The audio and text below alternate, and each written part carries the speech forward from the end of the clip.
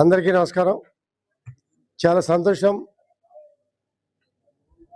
Prasad foundation ఆధ్వర్యంలో డిఎస్ఆర్కే ప్రసాద్ గారు team అందరూ, లీలా ప్రసాద్ గారు టీం అందరూ కూడా 18వ హెల్త్ క్యాంప్ ఎక్కడైతే లో లెవెల్ ఏరియాస్ ఉన్నాయి, సీజనల్ వ్యాధులు వస్తూ ఉంటాయి, వ్యాధి నిరోధక చేయాల్సిన బాధ్యత మన మీద ఉంది.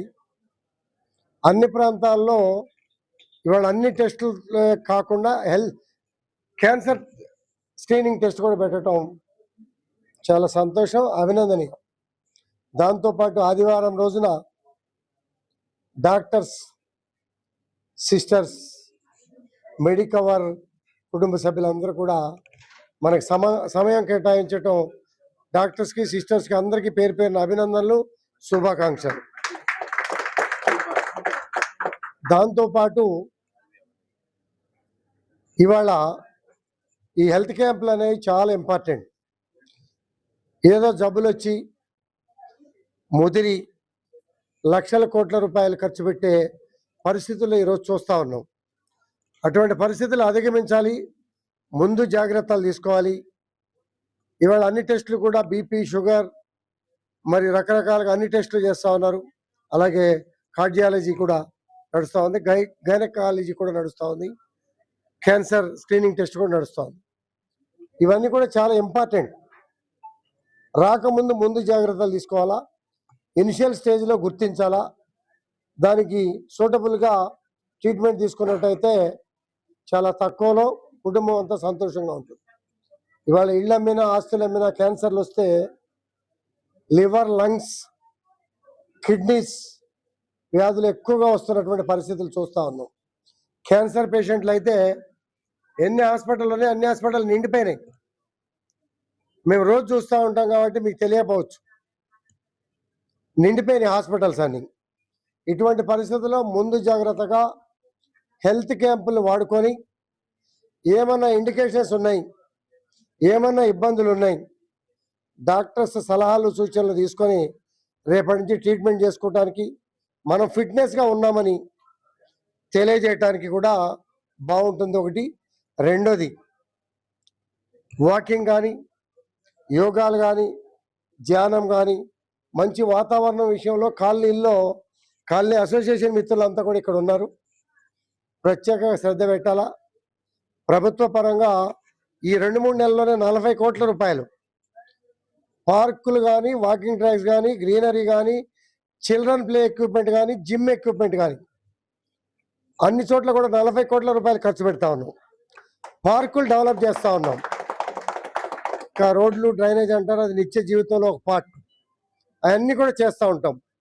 కానీ నేను ఇందాకే అన్నా, 3 నెలలకు ఒకసారి పిలిచి మాకు టీ ఇవ్వండి, మీ సమస్యలు మాకు తెలుస్తాయి, పరిష్కార మార్గం చూపించి అది సంబంధిత అధికారుల మార్గాన్ని సులభతరం అవుతుందనే ఉద్దేశంతో నేను చెప్పడం కూడా జరిగింది. నూతన అసోసియేషన్ వచ్చింది, వారందరికీ అభినందనలు, శుభాకాంక్షలు. ఇక్కడ 5-6 అసోసియేషన్లు కూడా కలపాలి, ఒకరి ఇష్యూస్ ఒకరు చర్చించుకోవాలి, మన ప్రాంత వాతావరణం బాగా చేసుకోవాలనే ఉద్దేశంతోనే మీ చెరువు చేయటం. చెరువు 100% సక్సెస్ అయిందని నేను అనుకోవట్లే, 75% సక్సెస్ అయింది.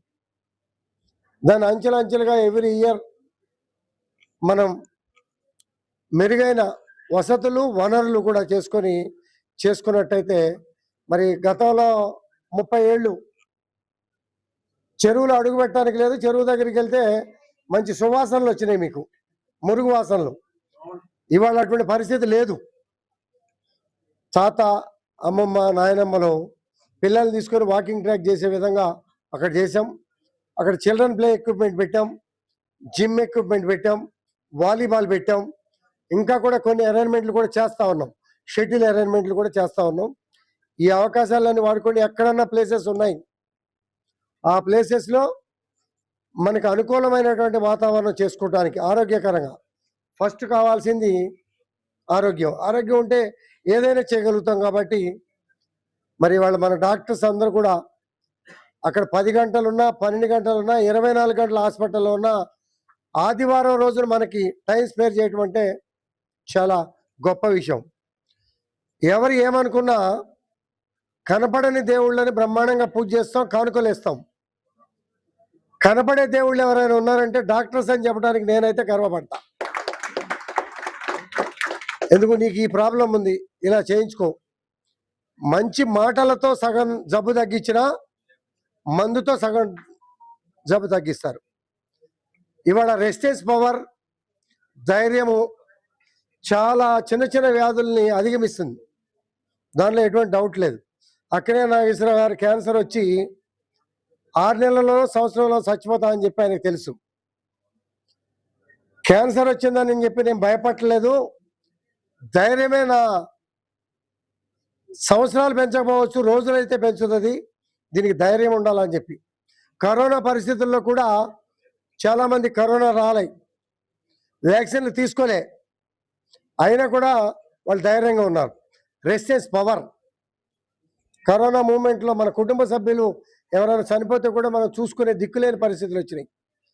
అటువంటి పరిస్థితుల నుంచి అధిగమించాలి అని అంటే మంచి ఆరోగ్యకరమైన వాతావరణంలో, నివాసం ఉంటున్నటువంటి ప్రాంతంలో శుభ్రత, గ్రీనరీ, మంచి ఆక్సిజన్. వర్షాలు వచ్చినప్పుడల్లా కూడా అంటువ్యాధులు తొందరగా పిల్లలకు ఎక్కువగా వస్తూ ఉంటాయి.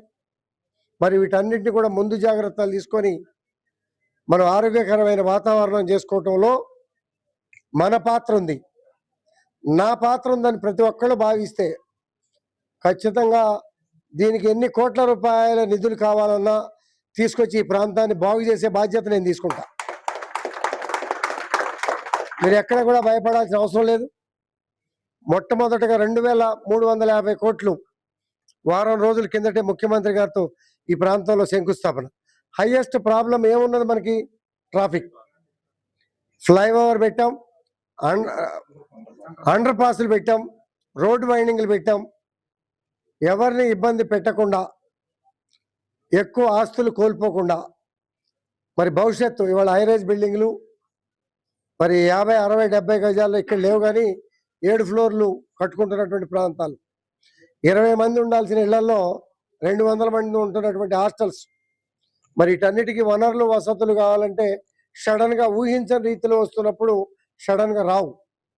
వాటికి తగ్గ అరేంజ్మెంట్లు ఎప్పటికప్పుడు గ్రౌండ్ రియాలిటీస్ని బట్టి ముందుకు పోవాల్సిన బాధ్యత ఉంది. దాంతోపాటు కీలక పాత్ర పోషించాల్సింది ఏంటంటే సోషల్ వర్కర్స్, అలాగే రిటైర్ అయినటువంటి అనుభవం కలిగినటువంటి పెద్దలు, అసోసియేషన్. సమాజంలో జరుగుతున్నటువంటి పరిస్థితులు ఏంటి, మెరుగైన సమాజం కోసం మనం ఏం చేసుకోవాలి, నాదేంటి వాళ్ళు చూసుకుంటారులే అనగా అంటే ఆ అంటువ్యాధి వచ్చి మనకు కూడా వస్తుంది. అలా కాకుండా ఎవరికి ఏమొచ్చినా ఆర్థిక సాయం చేయొద్దు, మీరు మాట సాయం చేయండి. ఫలానా డాక్టర్ గారి దగ్గరికి వెళ్తే ఈ జబ్బు తగ్గుతుంది, ఫలానా హాస్పిటల్కి వెళ్తే కన్వీనియంట్గా ఉంటుంది. ఇన్ టైంలో అటెండ్ అయ్యే విధంగా మనం కొంత మాట సాయం అన్నా కూడా చేస్తే బాగుంటుంది. మరి ట్రస్ట్ పెట్టి 18వ హెల్త్ క్యాంప్, రకరకాల మందులతో పాటు టెస్టులతో పాటు బ్లడ్ క్యాంపులు కూడా పెట్టి మరి కార్యక్రమాలు చేస్తున్నందుకు టీం అందరినీ కూడా పేరు పేరున అభినందనలు, శుభాకాంక్షలు. అలాగే చక్కగా కోఆపరేట్ చేసి లంచ్ టైం వరకు డాక్టర్స్ అందరూ ఉంటారు. ఇంకెవరెవరు ఉన్నారు, కాస్త ఆదివారం కాబట్టి కాస్త 2 వంటలు ఎక్కువ చేసుకోవటం మనకు అలవాటు. నగరంలో ఉన్నాం కాబట్టి సహజం. ఆ పని అవ్వగానే ఇన్ టైంలో వచ్చి మినిమం జాగ్రత్తలు తీసుకోవడానికి, ట్రీట్మెంట్ ఏం అవసరం ఆ అవసరాలన్నింటినీ గుర్తించి చేయించుకునే అవకాశం ప్రసాద్ గారు ట్రస్ట్ ద్వారా ఏర్పాటు చేశారు కాబట్టి ఈ అవకాశాన్ని వాడుకోవాలని కోరుకుంటూ మీ అందరినీ కలుసుకోవటం చాలా సంతోషం. డాక్టర్స్కి, సిస్టర్స్కి ప్రత్యేకంగా పేరు పేరున ప్రత్యేకంగా ధన్యవాదాలు తెలియజేసుకుంటూ సెలవు తీసుకుంటాం.